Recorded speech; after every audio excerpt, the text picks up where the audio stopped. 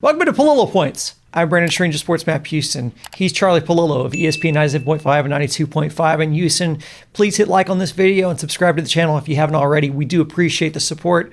Hey, Charlie, we'll talk some Astros with you. There are two Astros topics specifically that we have talked more on this channel than any others, I think, which is Carlos Correa and the bullpen. And since the trade deadline looms at the end of this month, I want to talk about that bullpen. A few things factor into this, and that's kind of the availability and condition of the current staff right now. Bryan Abreu looks to be on the path back. Pedro Baez on a different timeline. He's only thrown bullpen sessions to this point. Jose Urquidy going on and off the IL has certainly depleted some of that starting depth that the Astros were counting on to help kind of buoy that bullpen while guys were on the mend. James Click is factoring all of these things in. When does he have to decide, or when do you think he decides that they absolutely must get an arm? I think you probably explore it hard during the AllStar break. It's a natural time to take inventory and start feeling who's getting ready to cash out. And then I think that you have 10 days out of the All-Star break. Those teams who are in the 500 range, starting with the American League, right? The Astros A's runner-up seems a good bet for a wild card. Well, Oakland started the week 12 games over 500. So the Yankees are 5-6 games behind them. Toronto's 4-5 games behind them. Cleveland, after getting skunked by the Astros over the weekend, has fallen 5-6 games behind the second wild card.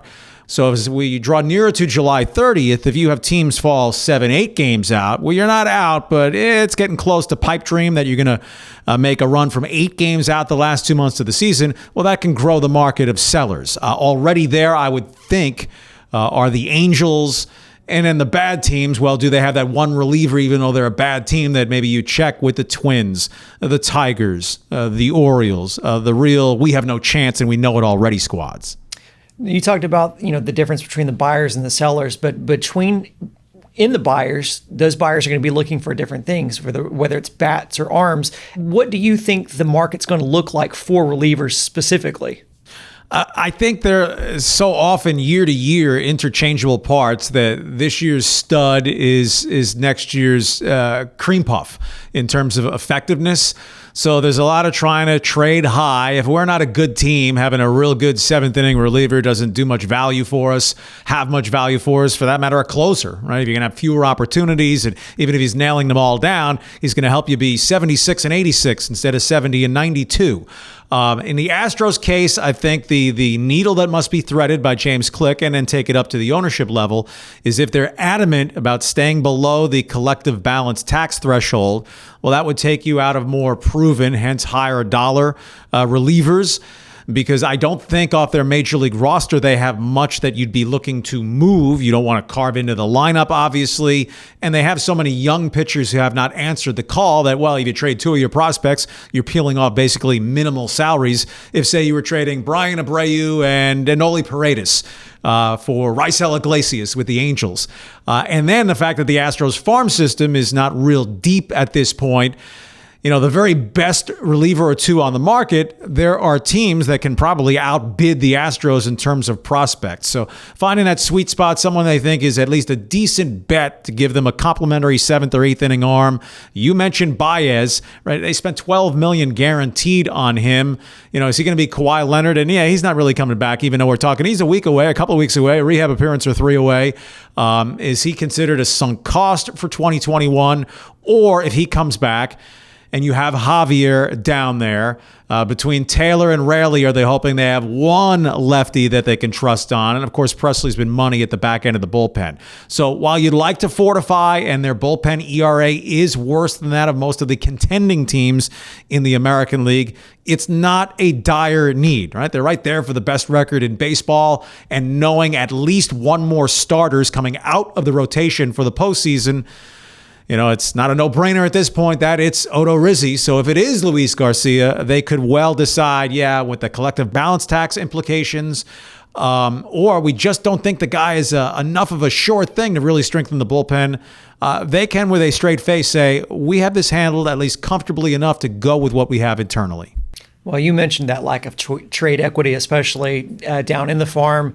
Do you think that influences James Click on kind of what kind of decision he'll make? Do you think that may make them more likely to target guys who are rentals that don't have, multiple years or aren't under team control?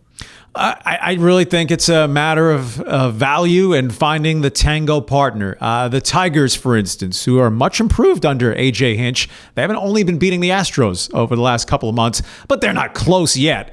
So their token all-star, lefty reliever Gregory Boyd, who's under control real cheaply for another couple of years, and he's a lefty, clearly better than Taylor or Raley, is the match to be made there. I just don't know how it's going to play. I'm sure they want to add an arm. Raisel Iglesias of the Angels would make a lot of sense. Closing experience. He's been good this year. He's under a reasonable contract, but reasonable $6 million, which is going to take you over that first tax threshold if you're not able to move more money around. But their backs are not to the wall on this, because even if they try in full earnestness and are willing to go above the tax, but they can't meet the best offer for relievers X, Y, and Z, they have to cross their fingers a little bit harder, but they do have options internally, and I'm not considering options as Josh James and Austin Pruitt and Brian Abreu. I think they have guys internally, starting with whoever's the next man out of the rotation, as long as it's not for a health reason that they have to keep a guy in the rotation, that they can say, we can be all right in the postseason with what we have. So a couple of guys who follow under the rental category, the Mariners, Kendall Graveman, who has a 1.03 ERA this year in 26 1/3 innings. He's on a $1.25 million deal and is a free agent in 2022. So very, very affordable. Pirates, Richard Rodriguez, 2.51 ERA. And another originally an Astro. Exactly, also originally an Astro. And he's also going to be a free agent. What do you think about either of those guys as, kind of short-term rentals to, stopgap to the end of the season? In the case of Graveman, he's been so much better than he's ever been in his career that you wonder, has he just had a couple hot months in a fairly low-pressure spot in Seattle? What would the Mariners' position be? They're over 500. Probably don't have the goods to make a run at the wild card, but since they haven't been in the playoffs since 2001, do they want to undermine whatever little chance they have this year by dealing away their closer?